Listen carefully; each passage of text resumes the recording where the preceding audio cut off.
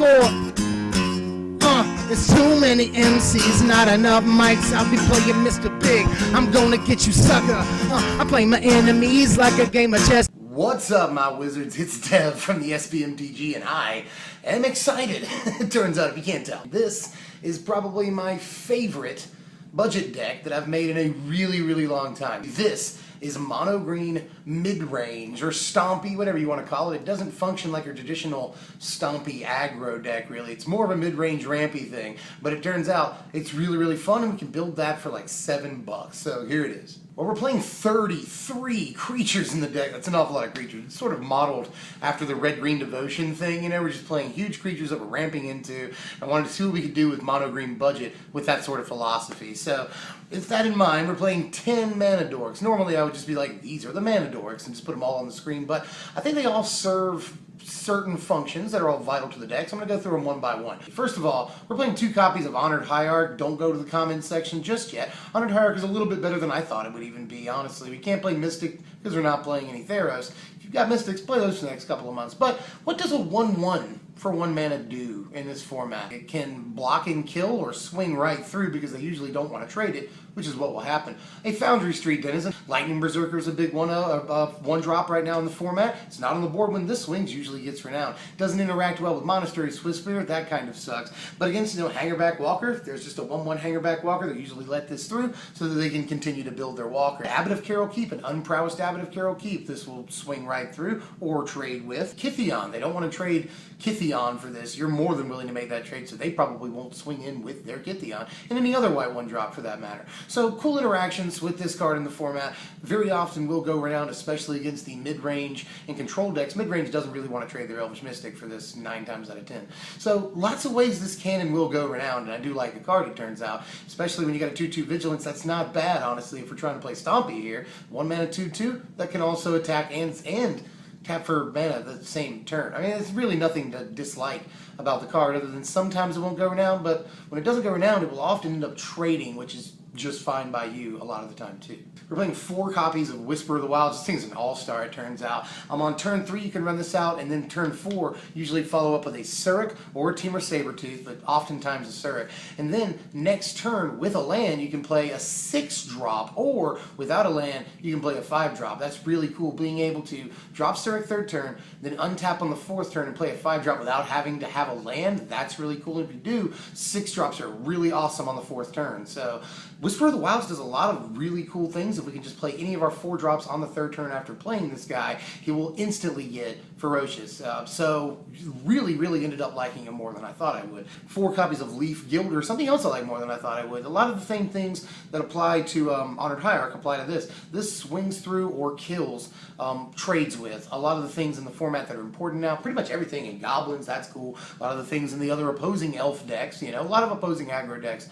This will block and kill 99% of their creatures, which is really cool. But aside from that, it also is a mana dork and can help us get to our higher drops. So this really doesn't do anything we don't want it to do. Good card. Still doing 2 drops here. Here's 4 copies of Aire of the Wilds. I think it's really important because aggro is one of our least favorable matchups. We really don't want to face off against pure aggro at the end of the day. Even though I just said, this is good against aggro, this is good against aggro. Aggro is still our very worst matchup because it goes way up under anything we're trying to do. We saw that at PT Origins with Red-Green Devotion versus Red Aggro. It just goes way up under anything that a ramp deck is trying to do. So we need Aire of the Wilds against other aggro decks. We've got to have it. It trades with literally everything, and against opposing mid-range decks, it also trades with everything. I mean, Aire of the Wilds is just a good card and benefits from the 15, I forgot to mention that when I was talking about Whisper of the Wilds, 15 creatures in the deck with power 4 or greater. Only, is a good defensive creature, is a good offensive creature. I don't see any reason not to play the full play set of Aire. 4 copies of Abzan Beastmaster. Yeah, as far as the budget build goes, we really don't have that many options with 3 drops. I think this is definitely the best. Again, we're playing 15 things that we can draw cards off of with this because, our toughness is also very high with those cards. Usually Abzan Beastmaster, especially in multiples, can help us go very long and helps us in turtley games. We gotta have something to, you know, sustain us. We have to have an amount of sustainability and fuel us and keep us going. And this is very important. When you get multiples, it's godlike. The card is ridiculous. 3 Surek the Hunt Collar. This thing is sort of the glue in the deck, honestly. It holds the whole thing together. Really, really like Surek in the deck. Lots of cool interactions. Again, oftentimes running this out on the 3rd turn, following it up with something that we will automatically get haste with, you know. So, and that ends up being very, very cool. Whether we're playing a 5 or a 6 drop, we can end up giving that thing haste and Surek swinging for 5 too. So, really not anything I don't like about Surek. He really does a lot for the deck. And as far as especially a budget option goes, absolute best 4 drop we can play. 2 copies of Temur Sabertooth that started off as more, but I ended up just playing the 2. Really cool interactions against, you know, mass removal and even spot removal. Of course, it doesn't beat Languish. It does return a creature to your hand against Languish, but doesn't save itself, which is kind of meh. And Languish is an important card, but spot removal also pretty important. And even though it is in Lightning Strike range, it can save itself from Lightning Strike. And, you know, here's Downfall, Ultimate Price, things like that. So I think it's a pretty darn good card, and it's a 4 mana, 4 power guy. On top of that, can save 2 of our creatures, himself and something else, from removal, and just, again, no reason not to play him. Cool interactions with some things, although we don't have too many, you know, enter the battlefield effects, really hardly any. This does create an engine with Abzan Beastmaster, which can be really cool, but only really relevant in very long games. So, but good card altogether. We can all agree. Temur Sabertooth's good. Now we're getting into the real meat. There's 2 copies of Owlin Colossus in the deck. This thing's crazy. We are playing a Rogue's Passage to help this get through, and some of our other things. I mean, we want things to get through for damage. We're a huge, meaty creature deck. That's what we want.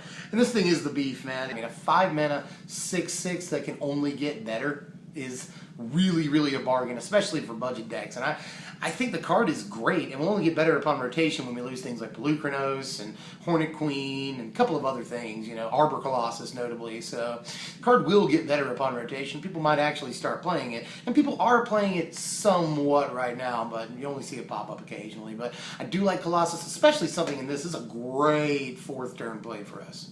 2 copies of Stampeding Elkherd, Hear Me Out. This is actually not a bad deal. 5 mana for 5 mana for 5 power is actually more than fair, especially since it's just a common. Obviously, if you run, you know, Surek out 3rd turn and then this out the 4th turn, which is very easy to do with Whisperer, especially, then you can, you know, attack with a 5/4 and 5/5, both of which trample, which is pretty darn cool on just the, you know, 4th turn. That's awesome. And both of those creatures, you know, or at least this and Owlin Colossus, they both outclass Siege Rhino very often the turn after it comes into play. Stampeding Elkherd, very good, especially in long, grindy games. Again, a good way to break a stalemate, because we have so many huge creatures, and if we can just give them all trample, it's usually game. 4 copies of Sky Snare Spider. This dude continues to impress me just constantly. You can run this guy out on the 4th turn if you've, you know, played a good sequence with Whisper of the Wilds, Whisper and a Surek or Temur Sabertooth, and then this. Oftentimes he'll drop on the 5th turn, which is still just fine. I mean, a lot of the dragons in the format that people are still playing, this doesn't really match up well to Atarka, but him aside, this comes down usually the same turn that they come down, and is a great foil against those decks, and can attack into them and still block. That's very, very important. Feels like having a pumped up Sarah Angel comes out a turn earlier than it feels like it's fair to do that.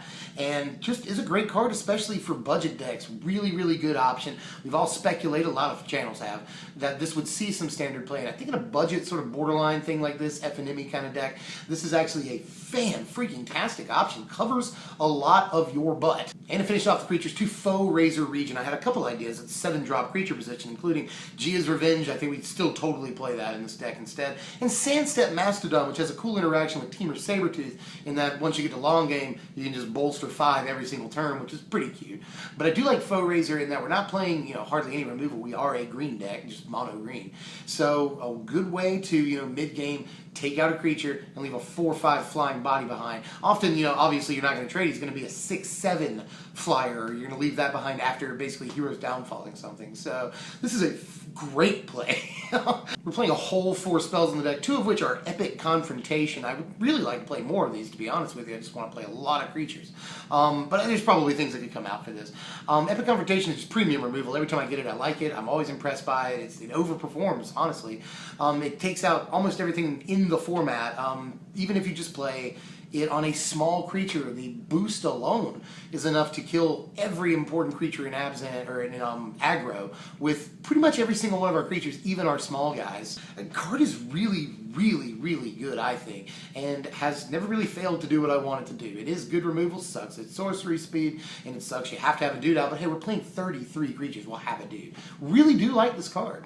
Here's where it starts to get slightly wonky, but we're only playing 2 more spells, so bear with me. We're playing 1 copy of Shamanic Revelation, which is an all-star. Again, 15 creatures with power 4 or greater, meaning that we will often gain at least 8 life off of this and draw a great number of cards. I mean, well, you know, if we got a couple of mana dorks and a couple of bigger dudes out there, we're drawing 4 cards and we're gaining like 8. So, really good card, especially in those turns where we start to need to refill our hand a little bit. And maybe against aggro, if we can play this 4th turn, we're only going to like gain 4 and draw like 3 cards, but still incredibly worth it, even if it doesn't affect the board that turn. We are going to gain enough life to hang in there for a turn, and we've got a big creature out. So I know that these are situational things, but especially in late games, this can break the game completely wide open if you've got even just like 3 creatures with power 4 or greater. If you're in a stalemate of some kind, that extra life can really, really help you out, and that fistful of cards you'll draw is ridiculous. Refilling at that point in the game is very, very desirable.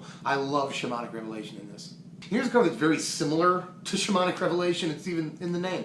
This is Nissa's Revelation, just the 1 copy of it. You could play another Shamanic Revelation, but I was just really interested in Nissa's Revelation. It turns out it is a fine card. A lot of the times you're going to draw or and gain 4 to 6 off of this. Drawing 4, gaining 4 to 6, all that. This is always great. It's always good, even if you run it out late game. You're going to gain enough life, again, to stay in the game, usually for another turn, and draw a grip full of cards, one of which is a ballin'-ass creature. So there's nothing I don't like about the card other than it doesn't affect the board presence immediately. Neither does Shamanic Revelation, but we have to wait like a whole 2 more turns for this on curve, which is kind of meh. But we're doing a lot of mid-range things, and I like the ability to refill our hand and stabilize our life total against a lot of the decks in the format, so I went with these. Here's the lands. Yeah, I'm playing 2 Thornwood Falls. What of it? You can play your favorite green game land, or you can just play Forest instead. The reason I did that is we only have 2 1-drops in the deck, 2 Honored Hierarchs, so these could function as our basically 2 other 1-drops,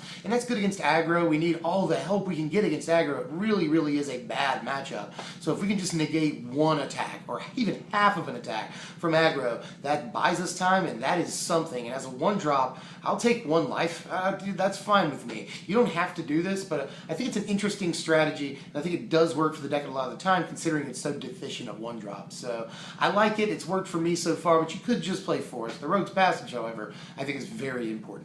Here's the sideboard, which is fairly standard, I think, but I do want to talk about a couple of cards, namely Aerial Volley. I think this may be a very important card going forward. I love that it's instant speed, too. That seems insane, honestly. Mitigates the damage from Hangerback Walker dying, which is really cool, and mitigates damage against the Thopter decks. You can also play Windstorm in this, I think. That would not be in any way bad, but I voted for Aerial Volley here. I think that it's just, a little bit better in that it will only ever cost us the 1 mana and not 2. So, and that is surprisingly important when you're playing huge creatures and you want to play them on curve all the time. So, Aerial Volley I think is actually really good. And finally, throw up the power rankings right here, where I talk for just a second about not only the cards I wanted to play and didn't, but also the cards you could play if you had a couple of bucks. I felt that Glade Watcher was an interesting metagame pick against red aggro decks, and we can make it attack later on in the game, not even that much later. And I thought that Highland Game was actually an interesting card again, a good metagame choice against these red aggro decks. You can usually block and trade with a guy and gain 2 life, negating the damage for another creature swinging through. So I think that Highland Game is actually an interesting pick, especially for budget decks, as sort of an option against aggro out of the sideboard. If you have money, the deck wants Nissa really, really, really bad. Like the deck wants Nissa more than anything. I talked about we're sort of 3-drop deficient earlier, because Nissa is just, she gets the land drop that the deck very much wants. We've got to have those drops. And not only that, she becomes a big creature, win condition, and card advantage engine in her own right late in the game. This is just insane in something like this, and it's tailor-made for her. So if you have bucks, play the Nissa, because she is absolutely perfect in this. Also, Den Protector and Death Mist Raptor, that old combo, but I think Den Protector more so than Death Mist, although I would want to play at least 2 Death Mist, if not 3. But Den Protector is really good in helping us go long, helps us against control, get our dudes back. We all know what Den Protector does. Very, very good green card, and if we have money, we should totally put it in this deck somewhere. We should find room for it, I think. No, yeah, let's talk about the power rankings for just a second here. For a budget deck, this is not bad. A final score of 56, which is a pretty darn high score for something like this. Versatility, that's a 5, yes, but that's only because our aggro drags down that number so much. We're very good against a lot of the other things in the format, it turns out. I like the deck a lot. There are low numbers. Resiliency, we're not that great. Throw in Den Protector will be much, much better. And then consistency, we're actually a very, very consistent deck. We almost always get our mana dorks. We almost always throw, big creatures out a turn before we're, supposed to do it fairly. So, the deck does what it does almost every time. And I really, really had so much fun playing this deck. I actually had a whole other, sort of +1/+1 counter-based mono-green budget thing with Hardened Scales, Avatar of the Resolute, Servant of the Scale, Saltworm Quartermasters, a bunch of cards. Let me know if you want to see that. I think that deck's not bad at all. And then finally, I've gotten 2 requests for it, and I really want to do it. It's really, really hard, but I'm trying to think of things. The Great Aurora. I really want to make this deck really bad. I don't know what we're supposed to do with it, but I want to try. So remember, please, if you enjoyed the content, makes sense, share. Sharing is awesome. Sharing is caring, you guys. It helps us out so much. Comment, because we like to hear from you, we like to talk to you, and of course subscribe if you haven't done that yet, because we do these videos 3 or 4 times a week, and they're always pretty good. I'm an objective judge of the quality of my videos, right? Yeah. In any case, I'm Dev from MtG, man. I hope y'all enjoy this deck, my favorite budget deck in a long time. Thank you for watching, my wizards.